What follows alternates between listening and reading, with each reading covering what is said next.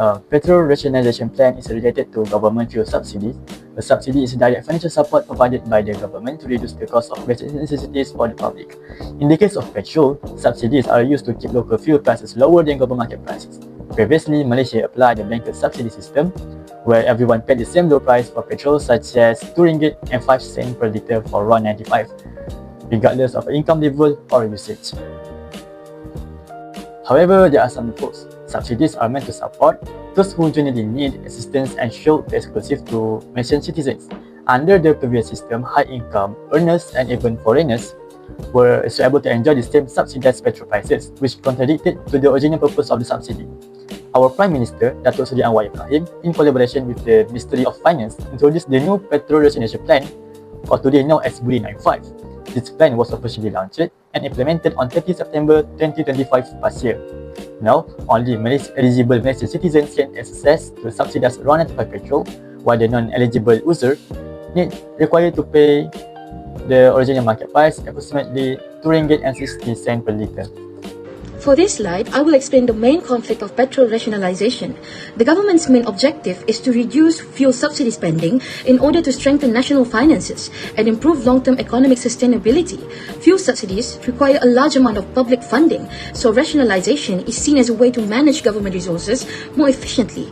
However, from the perspective of the public and businesses, petrol is a daily necessity. It is used for commuting, transporting goods, and running businesses. When fuel prices increase due to rationalisation, the financial impact is felt almost immediately in daily expenses. This creates a clear conflict between short-term hardship and long-term economic benefits. While the government focuses on future fiscal stability, citizens and businesses are more concerned about the rising costs they face in their everyday lives. Therefore, the key question becomes, who actually pays the price for petrol rationalisation, especially during the early stages of policy implementation? There are several important factors that contribute to the conflict surrounding petrol rationalisation. One factor is the economic impact on petrol stations. Higher operating costs combined with limited profit margins make it challenging for petrol station operators to maintain business sustainability after subsidy changes. Another factor is the increase in cost of living. Since petrol directly affects the transportation costs, higher fuel prices can lead to higher price for goods and services, which places additional financial pressure on households. Policy timing uncertainty also plays a role. When there is no clear implementation timeline, people feel unprepared and unsure about future fuel prices, making it difficult for households and businesses to plan their spending.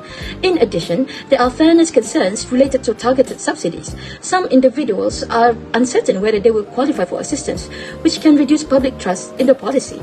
Lastly, the conflict is strengthened by the difference between short-term and long-term impact.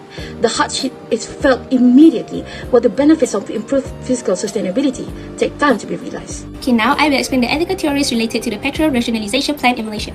First, utilitarianism. According to the utilitarian ethics, a policy is considered ethical if it brings the greatest benefit to the majority of society. In this case, petrol rationalisation can be justified if the savings from fuel subsidies are used to improve public services such as healthcare, education, and public transportation. However, there is an ethical concern if low-income groups experience greater hardship than the overall benefits gained, as this would reduce overall social welfare. Next is deontological ethics, which focuses on more moral duties rather than outcomes. From this perspective, the government has a moral responsibility to protect vulnerable groups, including low-income households and rural communities. Fair and affordable access to essential fuel must be ensured. Therefore, the policy would be considered unethical if it is implemented without proper safeguards, assistance, or compensation mechanism. And lastly is distributive justice, based on John Rawls' theories of justice. This theory states that inequality is only acceptable if it benefits the least advantaged members of society. In relation to petrol rationalisation, targeted subsidy must effectively support B40 households and rural communities. If the policy is poorly targeted, it risks widening the income gap, which raises serious ethical concerns. Moving on to the next one is ethical analysis. From an ethical perspective, petrol rationalisation raises concern about fairness and transparency, as the removal of the blanket subsidies may disproportionately affect lower income and rural communities. The government therefore has a responsibility to ensure targeted subsidies are equitable and that savings benefit essential public services. Higher fuel prices may increase transport costs, potentially reducing vehicle maintenance and increasing road safety risks, especially if more people switch to motorcycles. In the terms of health, lower fuel consumption can improve air quality, but continued use of older vehicles can financial stress may negatively affect public health.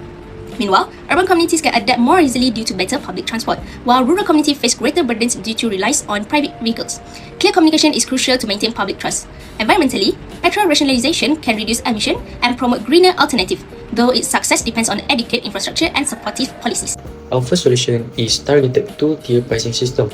Using MyCard verification and specialized fleet cards, we can maintain subsidized rate for B40 and M40, while T20 household and non-citizen pay market prices. Next, we propose direct cash transfers. This monthly needs-based bank deposit empower household spending while effectively reducing fuel smuggling and releases. The resulting savings should be reinvested into public healthcare upgrades, transport expansion, and TVET education. Finally, we suggest a gradual pricing flow.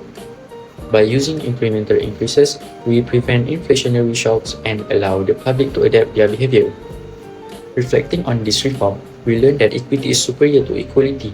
Fairness means focusing on those most in need rather than providing uniform treatment. The success of this depends on data integrity, specifically through the PADU Central Database Hub. High accuracy ensure fair allocation and prevent financial leakage. Furthermore, a clear communication strategy is vital. By using a value for money framework, we build the accountability and trust needed to gain public support. Ultimately, this process strengthens economic resilience by reducing subsidy dependency and ensure integrational equity. In conclusion, petrol rationalisation is a necessary reform that allows the government to redirect fuel subsidy savings toward essential services such as healthcare and education. Although the policy may cause uneven short-term impacts, especially for those in need, it has the potential to strengthen Malaysia's economic resilience in the long term. Moving forward, public trust will depend on transparent governance, clear communication, and ethical reinvestment of the subsidy savings.